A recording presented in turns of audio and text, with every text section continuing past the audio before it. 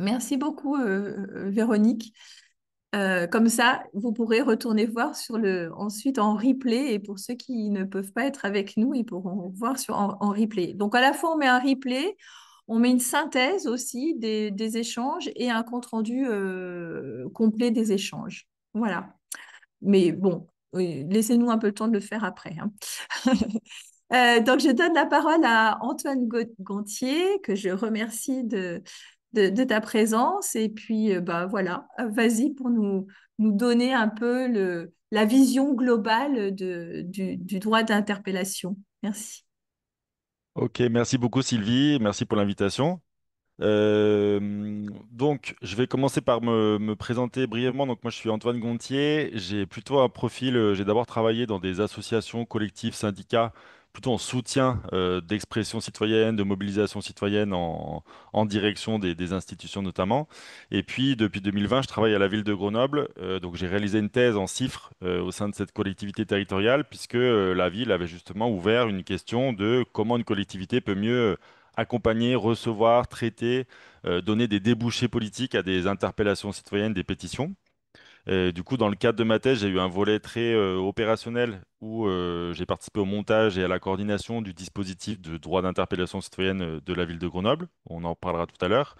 Et puis, sur le volet recherche, donc, j'avais pour ambition de à la fois analyser un peu l'émergence de ces droits de pétition, droits d'interpellation en France, comprendre un petit peu pourquoi, où et quelles caractéristiques avaient ces nouveaux dispositifs.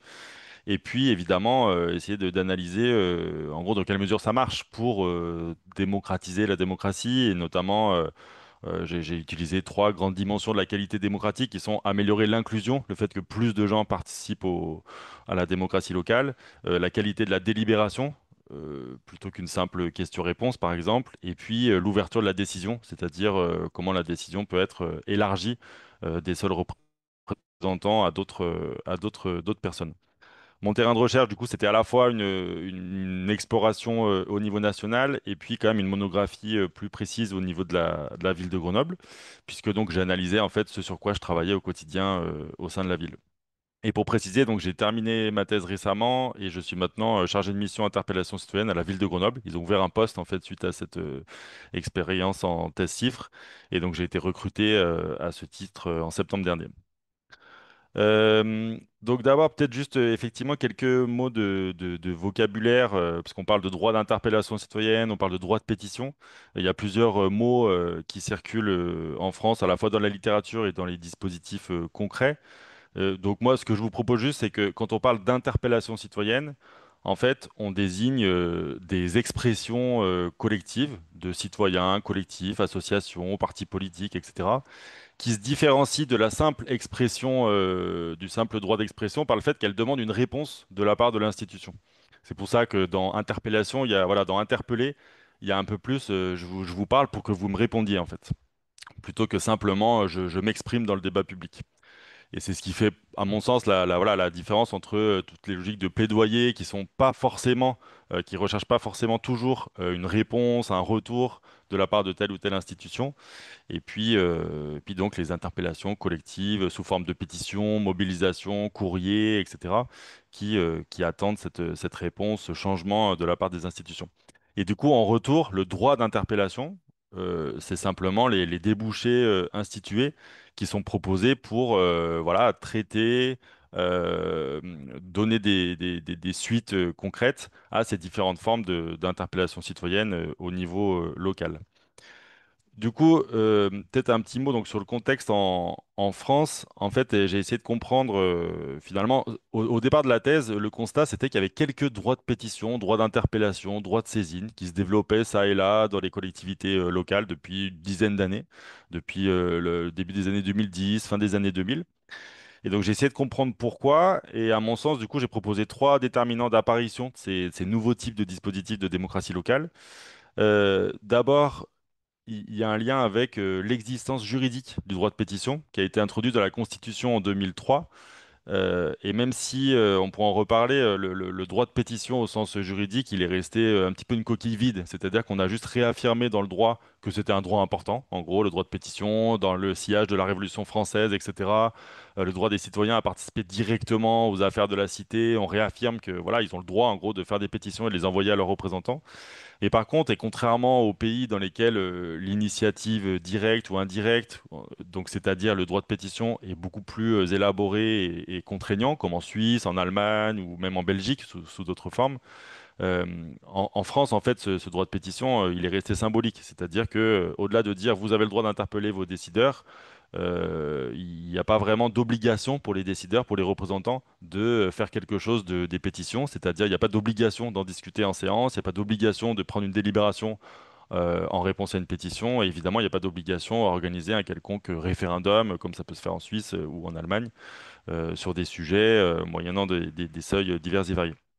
Mais quand même, le fait que cette notion a émergé dans le paysage juridique, ça a poussé un certain nombre de collectivités à se réapproprier en fait cet outil. Donc on a vu fleurir des fois dans des règlements de conseil municipal, simplement quand la loi est sortie en 2003-2004, un petit droit de pétition, voilà, avec des seuils variables, avec voilà, des formes de questions orales collectives dont nous pourrons reparler dans le détail.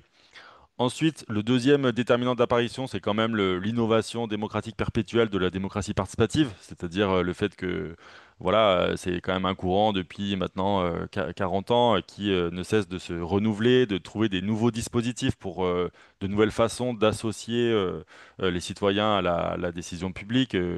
Enfin, on observe dans ce champ large en fait un développement pas exponentiel, mais en tout cas important de nouveaux types de dispositifs, que ce soit budget participatif, chantier ouvert au public, de démocratie contributive, participative. Enfin, il y a plein de termes et de variantes de modalités d'association du public qui se développent.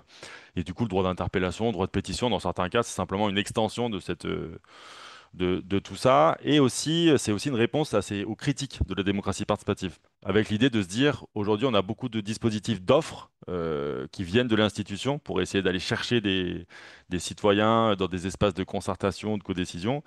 Et un certain nombre de critiques, du coup, montrent bien qu'avec ces dispositifs d'offres, on peine à prendre en compte les publics éloignés et on peine à prendre en compte l'initiative citoyenne de façon générale. On part de projets qui sont déjà pré-décidés.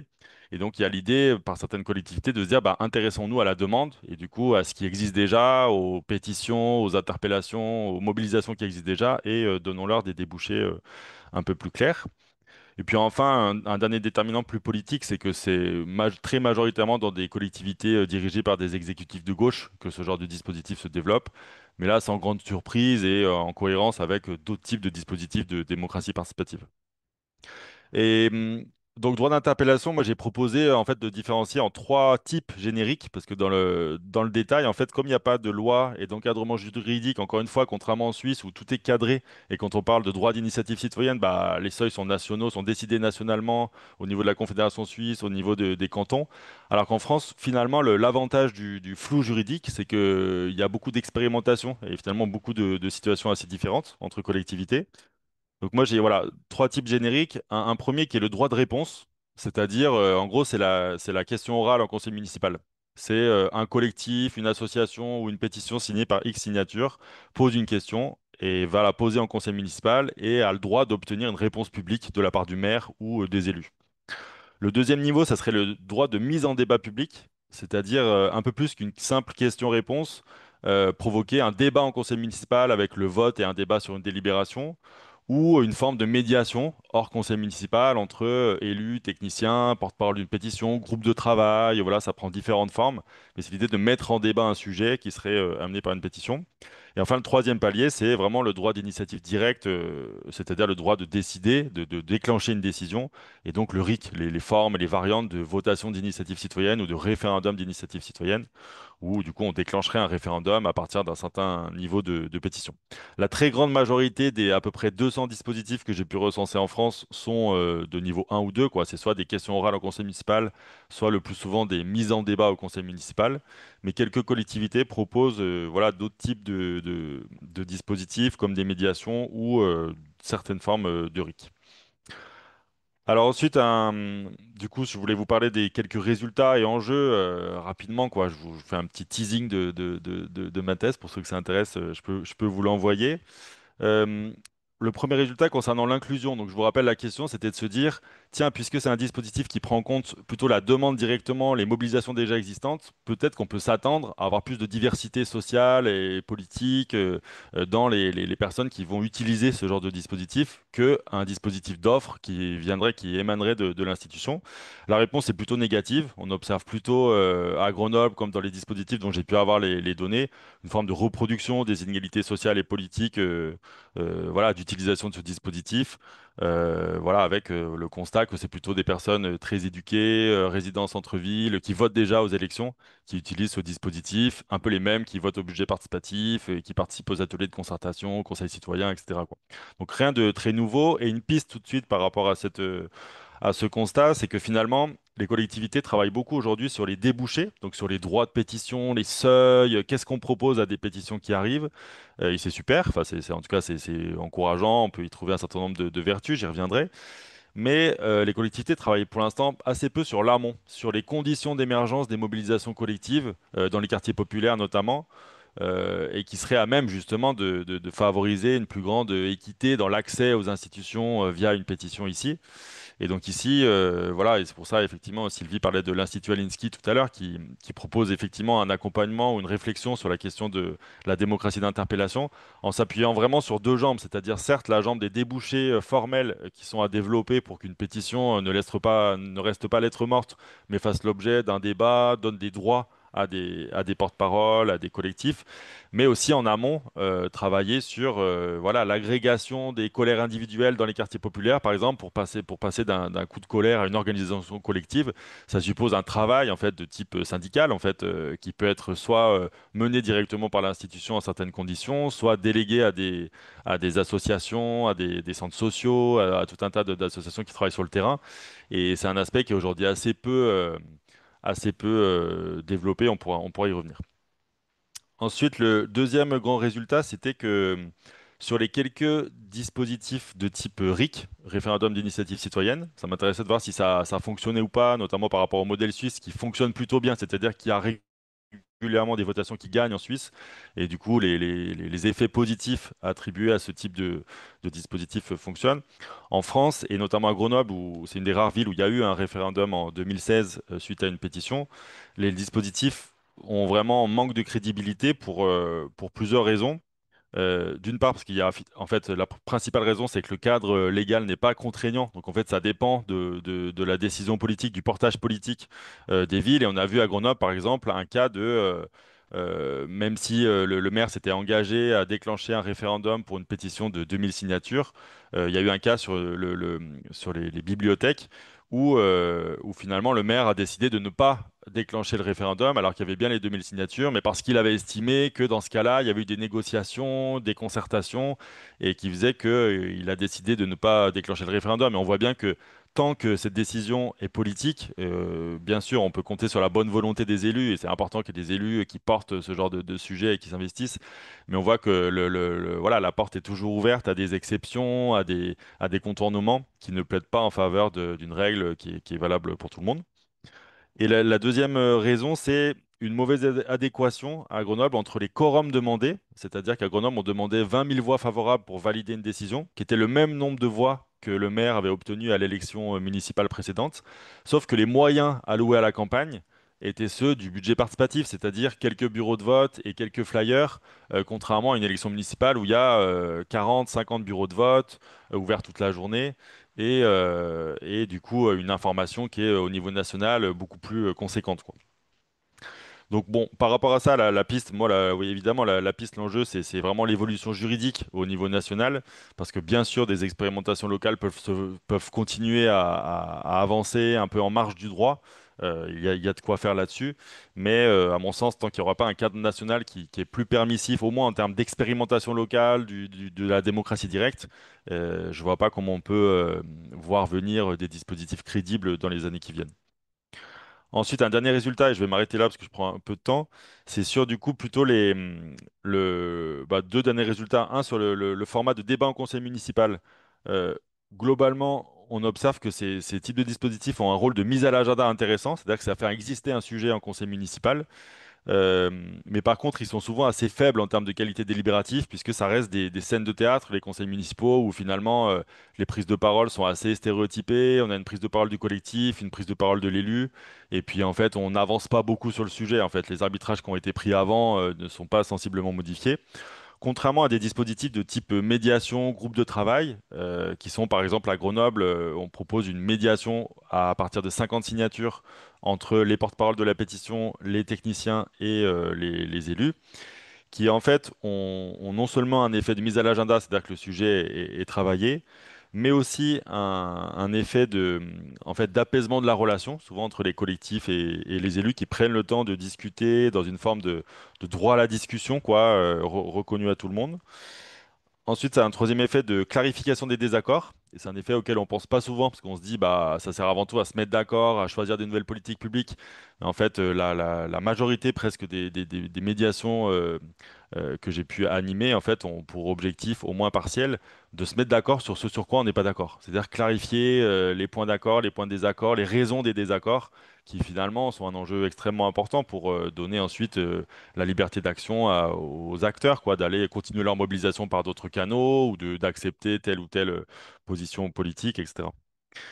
Et enfin, sur les conséquences décisionnelles, pareil, les médiations, en tout cas celles que j'ai pu observer à Grenoble, avaient d'autant plus un effet décisionnel que les sujets étaient quand même locaux. C'est-à-dire que la médiation, c'est un élu ou deux, un technicien ou deux, des porte-paroles. Donc si le sujet est plutôt à l'échelle locale et concerne un enjeu technique, là on a un espace de décision et souvent les prises de décision voilà, sont prises. Alors que sur des sujets très politiques, bah, où c'est le maire ou le conseil municipal qui ont la main, là, on a moins d'effets directs sur la décision. Et du coup, deux pistes par rapport à ça. D'abord, pardon, quelques limites quand même des médiations que j'ai pu observer à Grenoble. D'abord, un effet d'opportunité. Par exemple, des décisions déjà prises qui sont annoncées en médiation ou qui sont annoncées en conseil municipal. Ça arrive dans d'autres dispositifs participatifs, mais c'est assez récurrent en fait. On a l'impression que ça émerge de la discussion, alors qu'en fait, c'est un peu du réchauffé par rapport à une décision déjà prise par avant. Ensuite, une limite liée à finalement au fait que les médiations sont des espaces qui mettent en dialogue des pétitionnaires face à une municipalité. Et parfois, ça questionne les décisions qui sont prises, questionnent un peu l'intérêt général. Je vous prends un exemple, une pétition pour demander plus de propreté dans un quartier à Grenoble, qui obtient effectivement le redéploiement de certains moyens et la réorganisation des équipes. Mais en fait, si on regarde l'image globale qui se fait, réorganisation qui se fait un peu au détriment de certains autres quartiers, de certains équilibres. Et du coup, voilà, un point de vigilance du fait que ces espaces mettent en dialogue en fait une partie de la société civile qui est intéressée par un sujet et l'institution, et que c'est à l'institution de ramener virtuellement ou réellement les autres participants, les autres enjeux, les autres intérêts autour de la table pour garantir le plus possible cet enjeu d'intérêt général.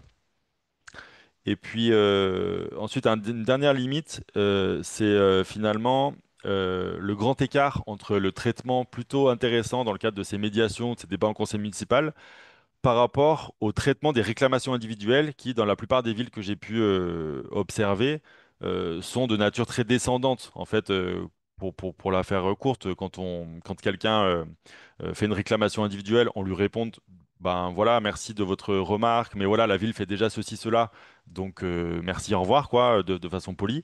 Alors que quand on traite une pétition, ben là, on déclenche une médiation, des discussions.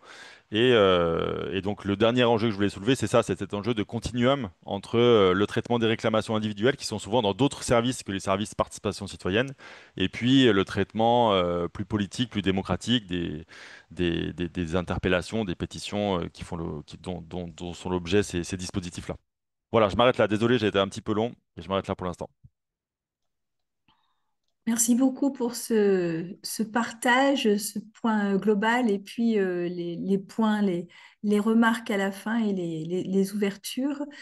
On va continuer avec Julie Blanquet. Juste, je vous ai mis sur le chat le lien avec un article qu'on a rédigé, enfin qu'Antoine a rédigé pour la revue Démocratie. Vous retrouverez beaucoup d'éléments dont il vient de parler. Et puis, je crois que ta thèse n'est pas encore en ligne, mais voilà, il y a une petite synthèse là de ta thèse dans le lien que j'ai mis. Voilà. Et bien, je donne la parole à Julie pour continuer à creuser ce sujet. Merci beaucoup. Donc moi, je suis Julie Blanquet, je travaille au département de la Gironde, voilà, qui est un gros département du sud-ouest en France. Du coup, alors je travaillais jusqu'à vendredi au sein d'une mission qui s'appelle la mission Agenda 21, où on a 3 axes de travail qui pour nous sont intimement liés. Comme son nom l'indique, historiquement, la mission Agenda 21 portait le projet territorial de développement durable de la collectivité. Donc un axe résilience territoriale, un axe démocratie participative, donc c'est là où on pilote le droit d'interpellation local et citoyen que je vais vous présenter, mais aussi le budget participatif ou d'autres expérimentations d'innovation démocratique. Et on est aussi un labo d'innovation. Voilà. Donc pour nous, ces 3 sujets sont liés, c'est-à-dire que pour être à la hauteur des enjeux, notamment environnementaux, il faut renouveler nos pratiques et inviter aux décisions et à la co-construction l'ensemble des parties prenantes, donc citoyens, élus, experts, agents et toutes les parties concernées. Donc du coup, vous voyez mon écran? Oui. Ouais. Alors nous, d'où ça vient? Eh bien, en 2022, le président du département a décidé d'instaurer un nouveau format qui s'appelle les grandes causes départementales. Et donc a dédié pour cette première année de grande cause départementale le sujet de la participation citoyenne. Donc, on avait organisé en mars 2022 une journée qu'on avait appelée le rendez-vous des urgences démocratiques et où on avait invité tout un tas de parties prenantes, les citoyens, des agents. Et on s'était posé un peu la question de quelles sont, quelles sont du coup en 2022 les urgences démocratiques. On était après les Gilets jaunes, après aussi le confinement.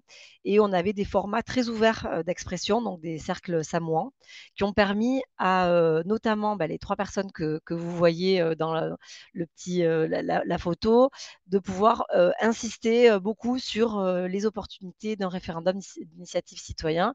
Donc pour certains constituants, pour d'autres délibératifs, et on a même vu que là dans les participants, il y avait en tout cas une forme d'expression très importante. Donc on en a beaucoup entendu parler dans cette journée. Et pour la petite histoire, on a aussi été interpellés très directement en tant que département sur les cahiers de doléances qui étaient versés dans les archives départementales et qui étaient oubliés un peu dans nos archives. Donc, suite à cette journée, en tout cas dans des choses très visibles, et après, il y a tout un tas d'autres choses qui ont pu être mises en place, mais on a notamment, en tant que département, pu commencer un travail sur 2 sujets.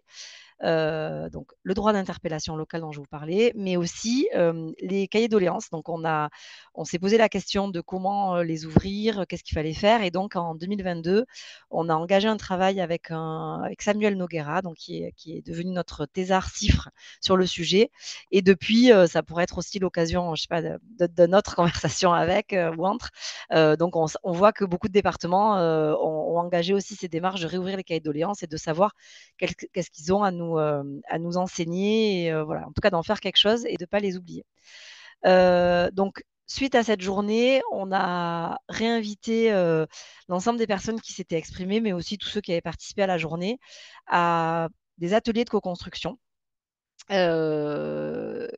pour un peu se poser la question de comment faire dans le cadre légal qui était celui d'un département pour coller un peu à cette envie d'aller vers de la votation, vers de la décision, mais par rapport à ce qui était donné pour nous. Donc on a eu la chance d'avoir 3 ateliers de travail d'octobre 2022 à janvier 2023, une quarantaine de participants. Donc il y avait des agents de notre collectivité et des agents d'autres collectivités girondines parce qu'ils savaient que c'était un sujet qui pouvait aussi leur être demandé par les élus, des élus du département mais aussi d'autres collectivités, des citoyens, donc des membres d'Espoir RIC puisque c'est eux qui s'étaient le plus exprimés.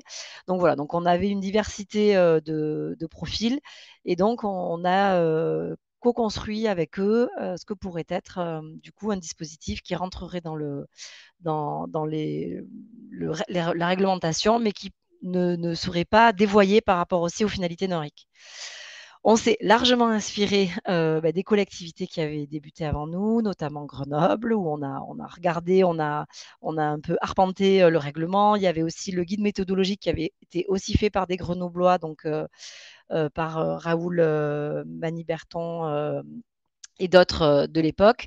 Et donc, on a co-construit un règlement qu'on pourrait soumettre ensuite à nos élus.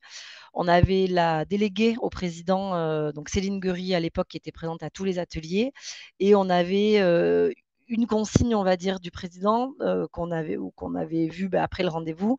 Donc, on lui avait dit quand même, les premiers retours des collectivités, c'était que ça ne marchait pas, ce type de dispositif, mais que ça nous semblait intéressant d'explorer. Et donc, lui, il avait dit que ce qu'il avait vraiment, et notamment quand on leur avait expliqué que ça ne marchait pas, c'était que le seuil de déclenchement était beaucoup trop important.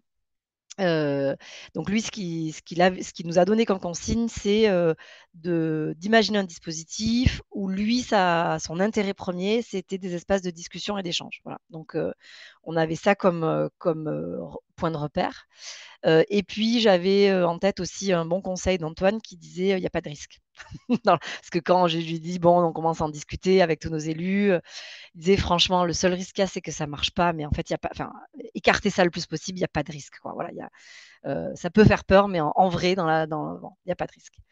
Voilà, donc on a co-construit un dispositif. Donc nos commandes, c'était renforcer le porté à connaissance des élus concernés, renforcer la visibilité, la transparence des interpellations et leurs réponses, garantir une meilleure équité dans les réponses apportées par le département, et puis ce que je vous disais, discuter, examiner, réfléchir collectivement sur une question.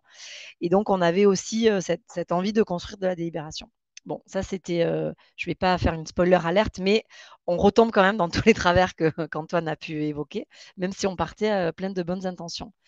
Donc je ne vais pas vous redire ça puisque Antoine en a parlé sur ce qu'est un droit d'interpellation. Donc c'est une procédure de recueil d'interpellation sur un site qui est pour nous jeparticipe.gironde.fr, et puis s'ils sont recevables, recueil de signatures pour ouvrir droit à différents seuils.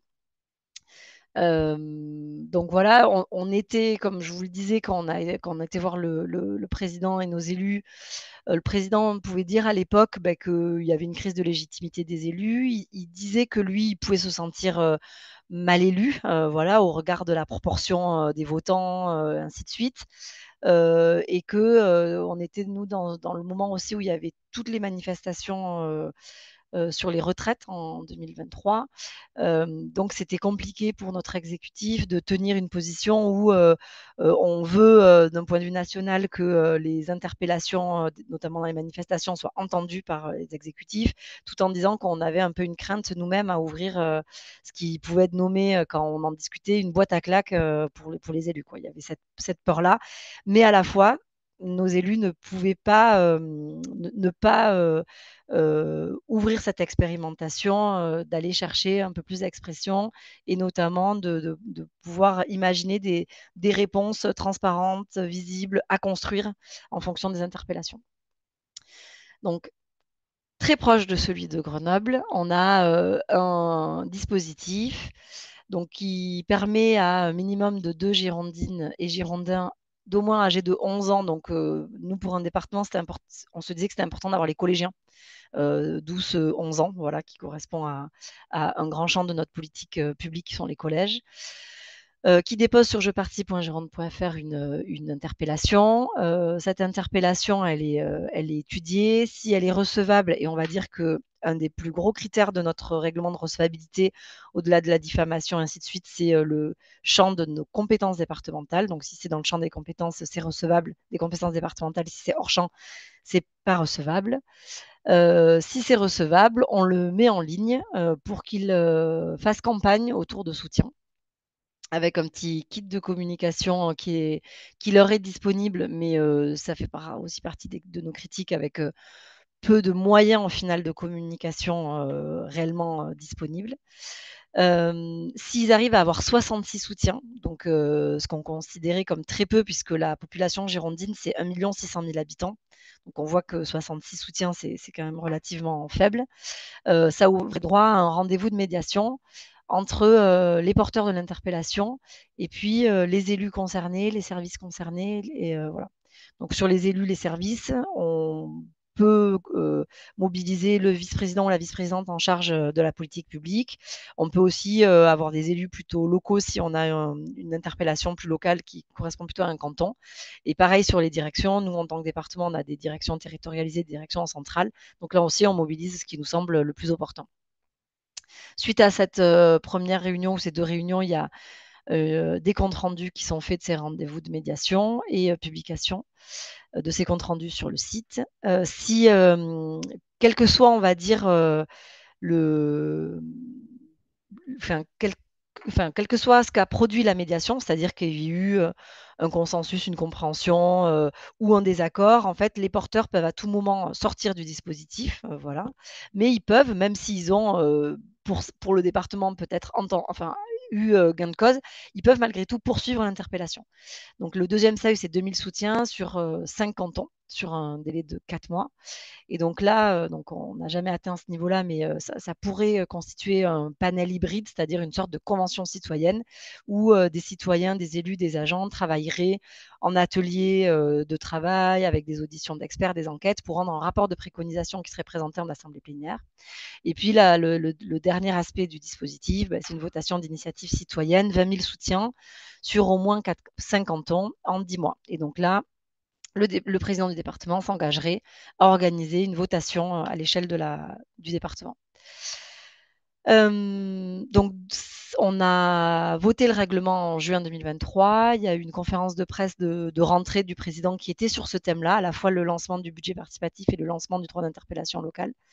Et donc, on a eu depuis septembre 2023 que 13 interpellations sur ce dispositif, la plupart sur les mobilités. À la fois les itinéraires cyclables du quotidien qui étaient mis en cause en disant que les routes départementales ne prenaient pas suffisamment en compte le vélo du quotidien.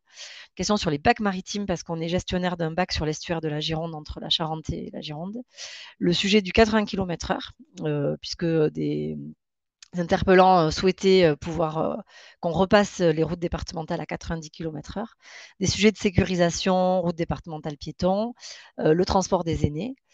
Donc ça, c'est la plupart de nos interpellations, quelques interpellations sur l'environnement, le droit aux balades en forêt. Donc là, on est sur les conflits d'usage, chasse, sylviculture, randonnée en forêt, la question du frelon asiatique, le sujet de la pollution sonore liée au trafic aérien, question d'aménagement d'urbanisme, donc la ZFE, l'aménagement de zones commerciales, et sur les solidarités, la prise en charge d'enfants avec des troubles autistiques. Donc le bilan de la première année, je vous l'ai dit, on a eu 6 interpellations qui sont non recevables, et la totalité des non-recevabilités, c'est sur les compétences portées par le département. Ça, c'est un sujet pour nous. Du coup, aujourd'hui, quand on a construit le règlement, c'était assez évident qu'il fallait coller au champ de compétences départementales. Un travail avec l'Institut Alinsky, puisqu'on est lauréat aussi de cet appel à manifestation et on est suivi par l'Institut Alinsky, disait que ça pouvait être aussi une piste de se dire qu'on pouvait ouvrir à n'importe quel champ et être caisse de résonance de sujets au-delà de nos compétences. Donc là, il y aurait un petit travail à faire avec nos services juridiques. Il y a 4 interpellations qui ont atteint le premier seuil des 66 soutiens. Donc, c'est mobilisation sur les frelons asiatiques, la terrification des bacs, le 80 km/h et les pistes cyclables. Et 2 interpellations qui, malgré un seuil très bas de 66 soutiens, n'ont pas en fait, je pense qu'ils n'ont pas mené campagne réellement, et donc voilà, il n'y a pas eu les 66 soutiens n'ont pas été atteints. On a eu 3 rendez-vous de médiation. Ah oui, non, mais je ne l'ai pas mis à jour. 4 rendez-vous de médiation sur le frelon, voilà, sur les 4 qui ont été atteints. Et donc, ces rendez-vous ont permis. Alors, je suis alignée avec ce que disait Antoine, c'est-à-dire que si je reviens un peu sur ce qui marchait, c'est-à-dire que ces rendez-vous, moi, je les prépare à chaque fois avec les interpellants, les services et les élus, et de dire qu'on n'est pas là pour se convaincre, en fait, ni dans un sens ni dans un autre. Donc là, moi, j'essaye d'être claire dans les préparations de ces rendez-vous et de leur dire que l'important, c'est pas de se convaincre, mais de comprendre d'où on parle, d'où chacun parle, en fait, comprendre comment c'est légitime pour un usager, un bénéficiaire, un citoyen de vivre son propre vécu, son propre usage de la route, du bac ou quoi que ce soit, et donc il a quelque chose à nous en dire de là où il parle. Et à contrario, pareil, c'est-à-dire que les élus, ils ont des contraintes financières, juridiques, des envies d'interprétation des politiques publiques par rapport à la couleur politique qu'ils ont envie de défendre, ainsi de suite.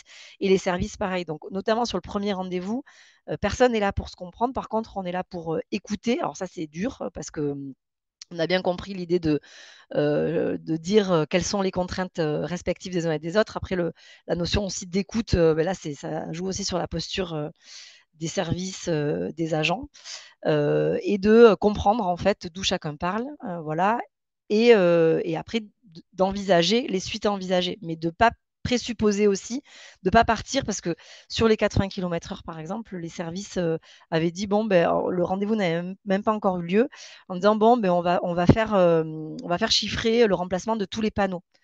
Dès qu'on a su qu'il y avait mais en fait, c'est pas du tout de ça dont il s'agit.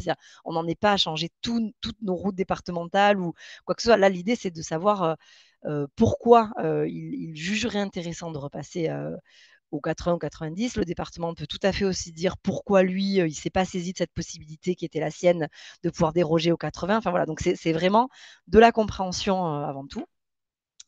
Donc c'est des réunions qui se passent plutôt bien. Là aussi, quand je les prépare,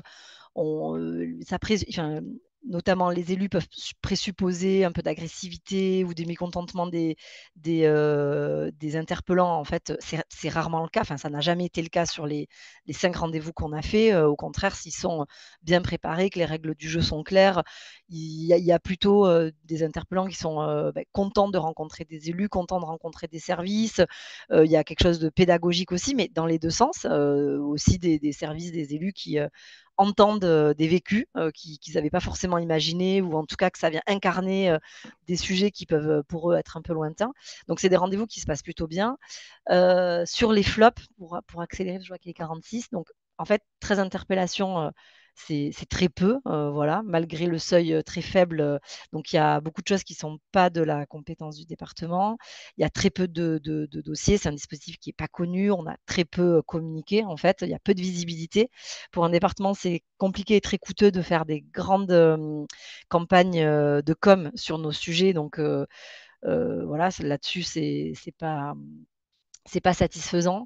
On a aussi, moi je bataille en tant que service pour aller mobiliser les élus et les services. C'est vraiment quelque chose qui est loin, donc nous, on est 7000 agents au département de la Gironde. C'est aussi pour resituer le mastodonte un peu qu'on est. Et donc, moi, je bataille pour expliquer ce qu'est le dispositif, les mobiliser, qu'on ait des temps de réponse qui soient corrects. Et ils ne sont pas spécialement corrects aujourd'hui parce que avoir un rendez-vous avec les élus, ça amène. Enfin, on a pu réunir le premier rendez-vous 6 mois après le dépôt de l'interpellation. C'est beaucoup trop dans un temps citoyen. Et puis, il y a peu d'impact réellement, c'est-à-dire que même si, par exemple, notre première interpellation, c'était sur le frelon, les élus s'en sont saisis, les services aussi, c'est-à-dire que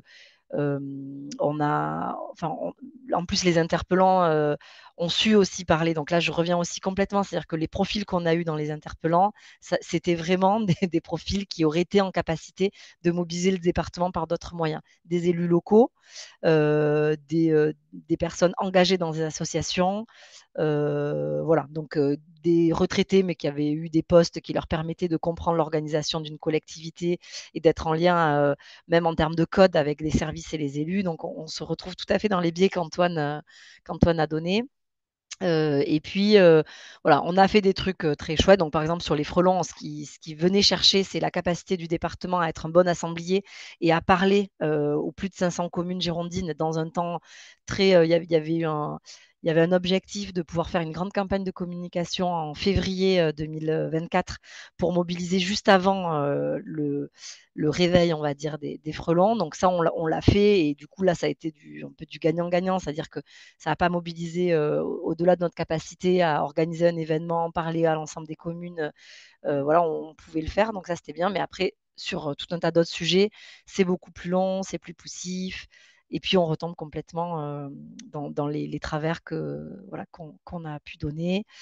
Voilà, donc juste rapidement, les et si demain, donc renforcer l'accompagnement, les moyens donnés aux interpellants, mais aussi au service qui est en charge de faire vivre ce dispositif en interne, donner plus de poids au dispositif, faire du lien avec les autres formes d'expression hors dispositif, c'est-à-dire je m'interroge sur notre capacité à pouvoir aller chercher les réclamations qui sont hors ce dispositif-là, mais qui sont des pétitions qu'on reçoit, des réclamations plus collectives, voire aller regarder des pétitions non institutionnelles.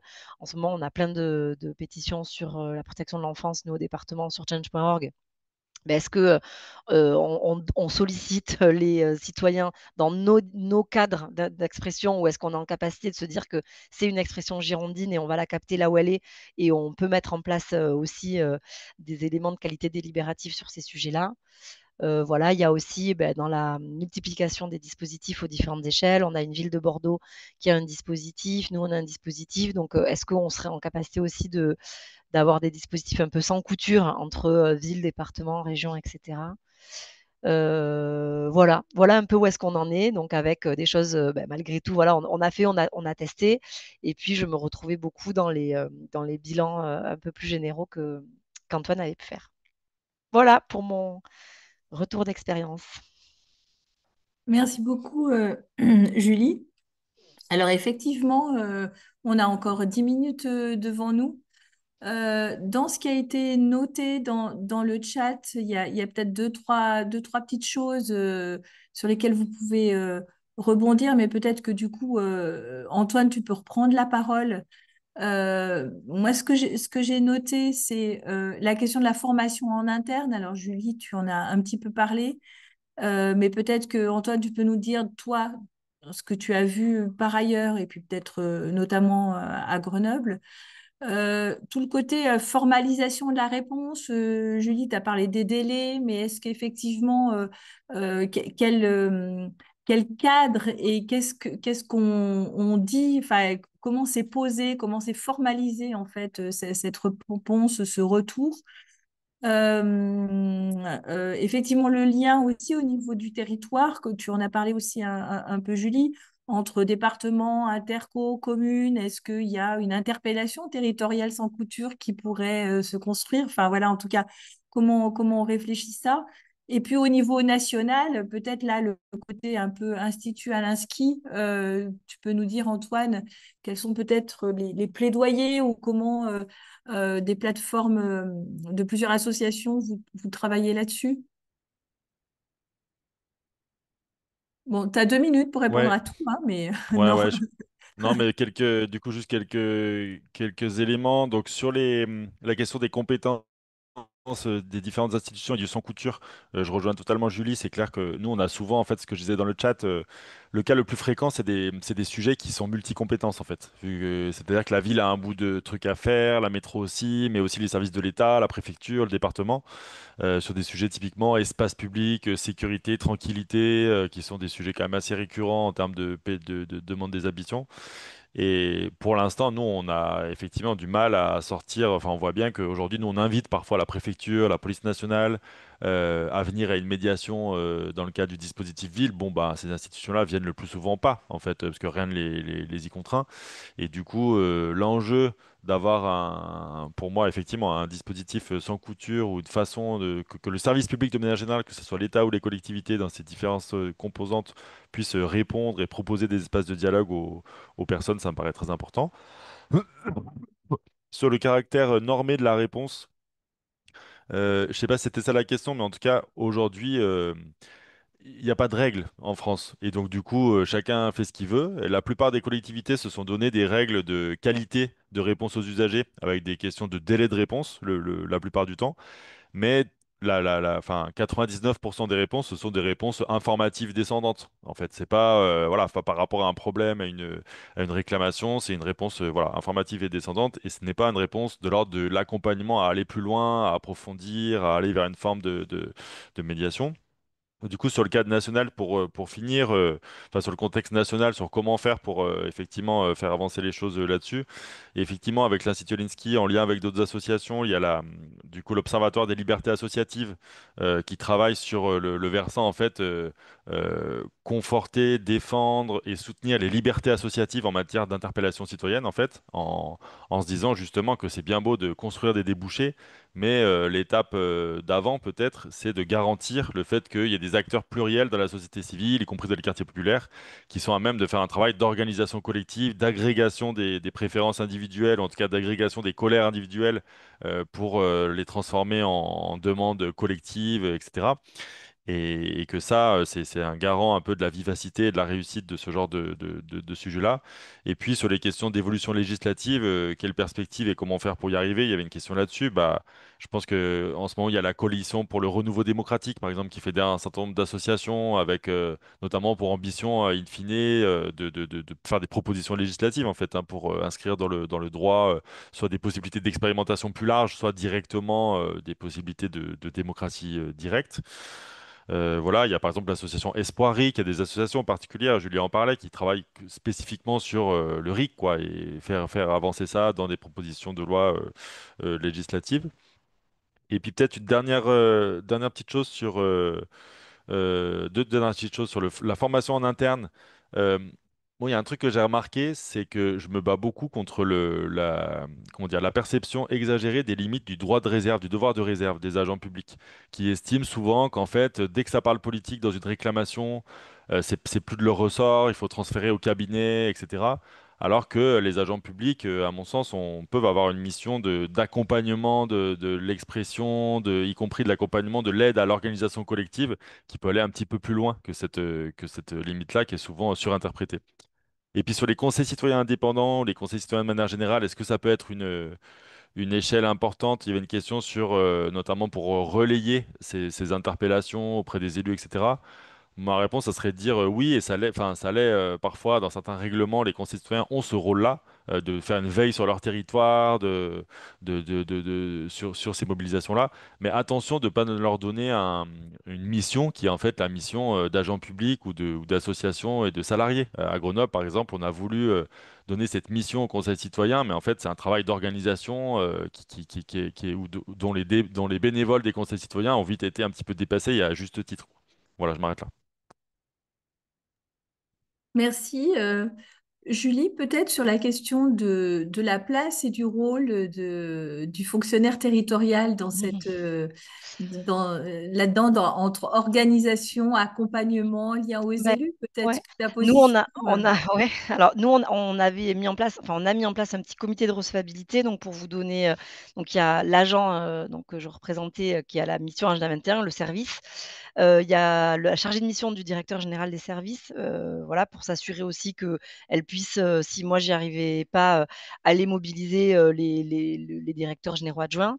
Il y a la collaboratrice de cabinet et puis la déléguée. Donc, c'est vrai que nous, on avait quand même placer aussi ça dans un et puis je l'ai pas dit, mais du coup le service juridique. Donc l'élu, le cabinet, la mission Agenda 21 où on est quand même déjà rattaché au directeur général des services, plus un chargé de mission du DG et le service juridique. Ça, c'est le comité de recevabilité, en sachant que notre rôle, il était de rendre le plus possible recevables les interpellations. Enfin voilà, je ne l'ai pas redit parce que ça me semble évident, mais il fallait le redire s'il y avait quelques changements dans ces trios-là, c'est de se dire qu'on n'était pas là pour étouffer les interpellations, mais que notre rôle, c'était bien de les rendre le plus possible recevables.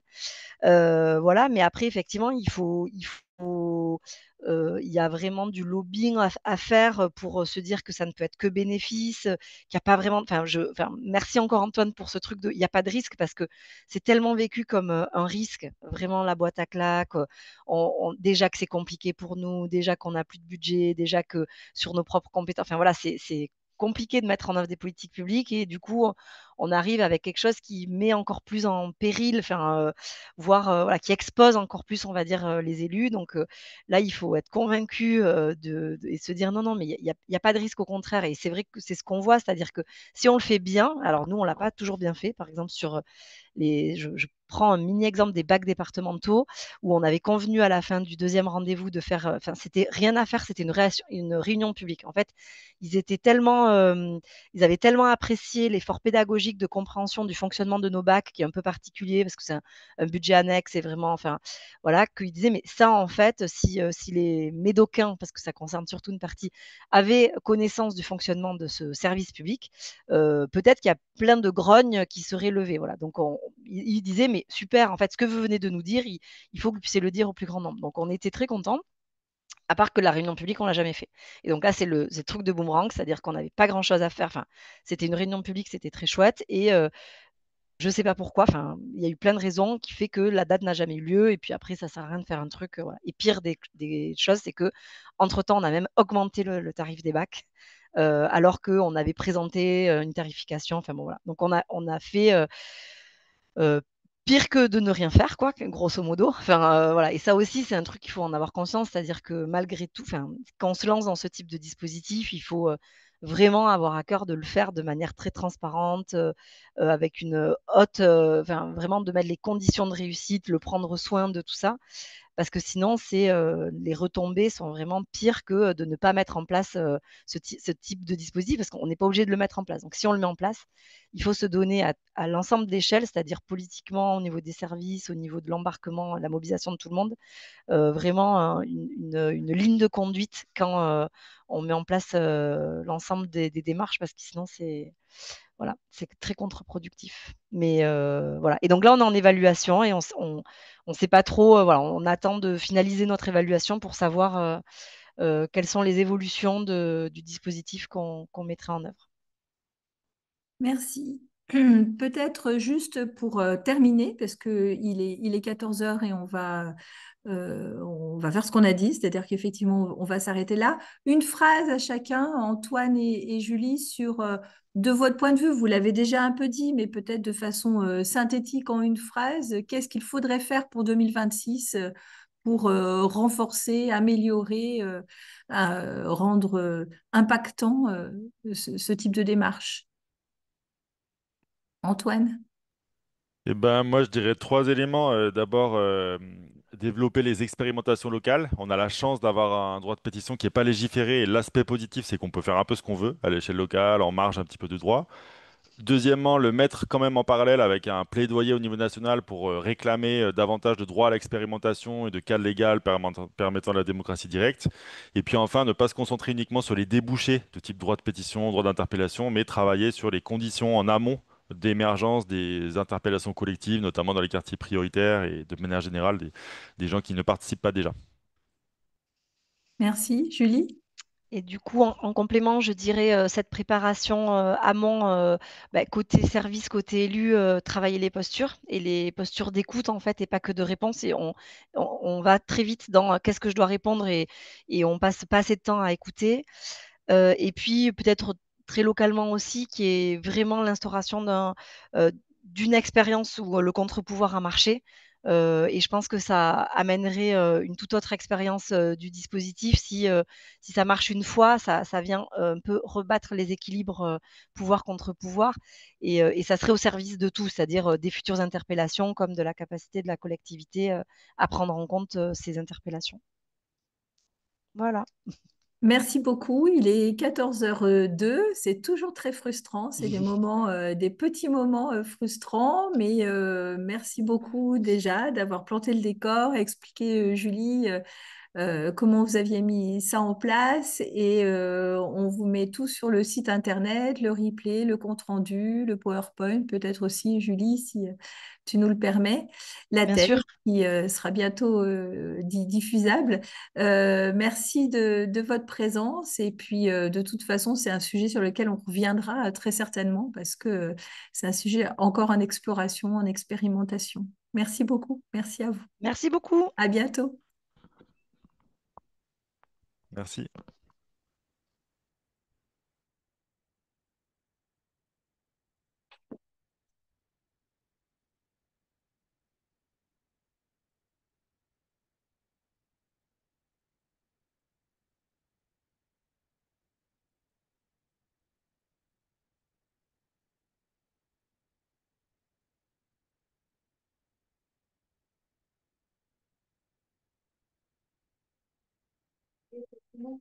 Alors attends, faut que... on va arrêter.